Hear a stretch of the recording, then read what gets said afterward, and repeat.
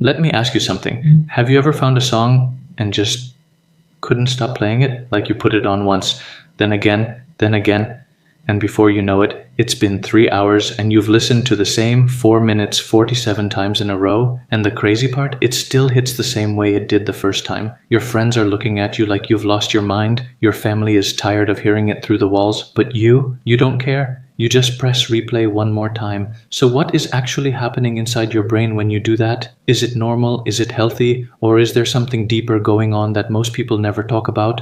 Because here's what I found out, and this genuinely surprised me. The reason you repeat that one song has almost nothing to do with the song itself. It has everything to do with you. Stay with me, because by the end of this video, you're going to understand yourself in a way you never did before. Part 1. The brain on repeat. Let's start with what's actually happening inside your head. When you hear a song for the first time and you like it, your brain releases dopamine.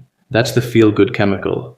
The same one that fires when you eat something delicious, when you win something, when someone you like texts you back. Music triggers it, genuinely and powerfully. But here's where it gets interesting. The second time you play that song, your brain already knows what's coming. It remembers the beat drop. It remembers that one line in the chorus that hits hard, and right before that moment arrives, your brain starts releasing dopamine early, in anticipation. Scientists call this the chills effect, that goosebump moment, that wave that runs through your chest right before your favorite part plays.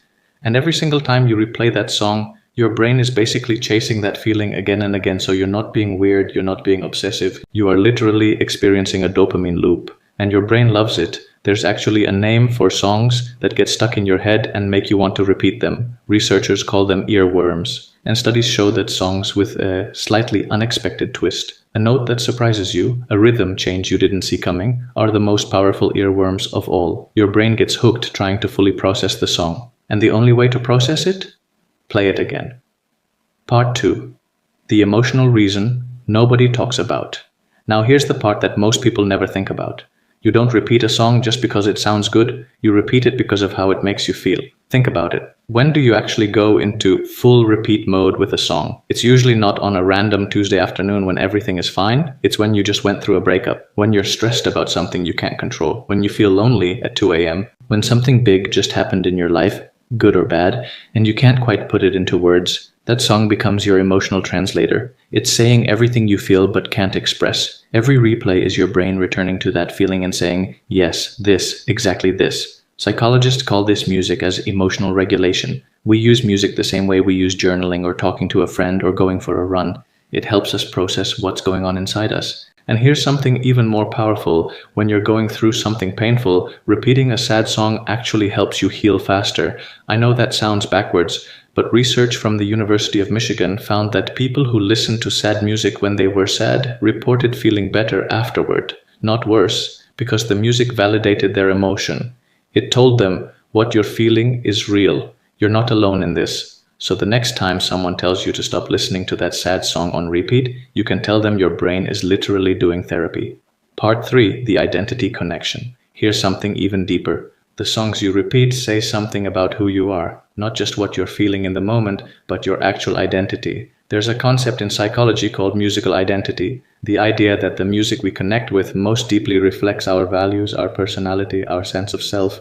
When you find a song that you can't stop playing, it's usually because somewhere in those lyrics, that melody, that vibe, you found a piece of yourself. Maybe it's a line that describes your life perfectly. Maybe it's a feeling the beat gives you that matches exactly how you see the world. Maybe it reminds you of a version of yourself you want to get back to, or a version you're becoming. That's why it feels almost personal when someone doesn't like your favorite song, because on some level, they're not just rejecting the music, they're rejecting something you identify with. And that's also why certain songs feel impossible to skip even years later, because they're tied to a specific chapter of your life, a specific version of you. Neuroscientists have found that music activates the same part of the brain that stores autobiographical memory, the stories we tell about who we are. So when you hear that song, you're not just hearing music, you're remembering yourself.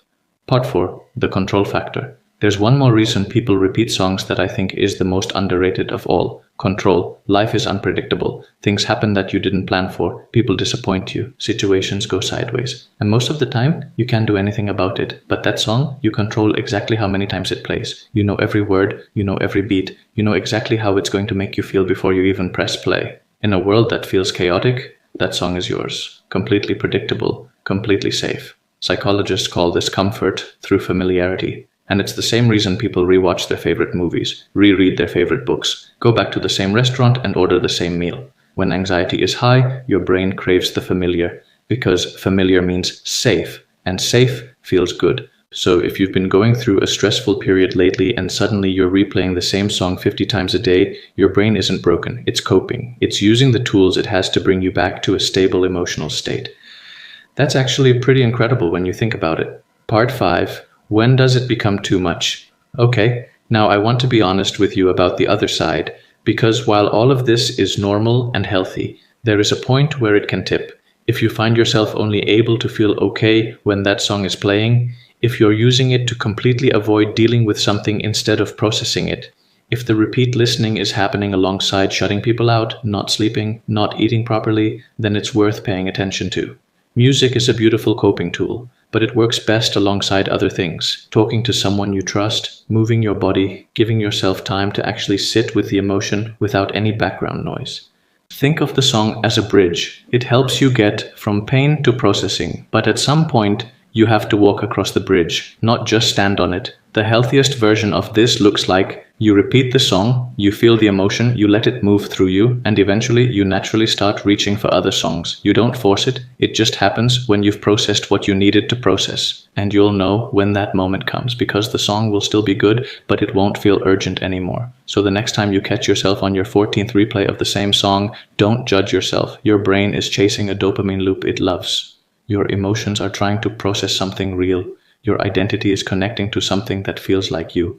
And maybe you're just trying to find a little control in a world that feels like too much right now. That song isn't a problem, it's a signal. The question is, are you listening to what it's actually trying to tell you? If this video made you think about music differently, share it with someone who always has one song on repeat. They'll know exactly what you're talking about, and I'll see you in the next one.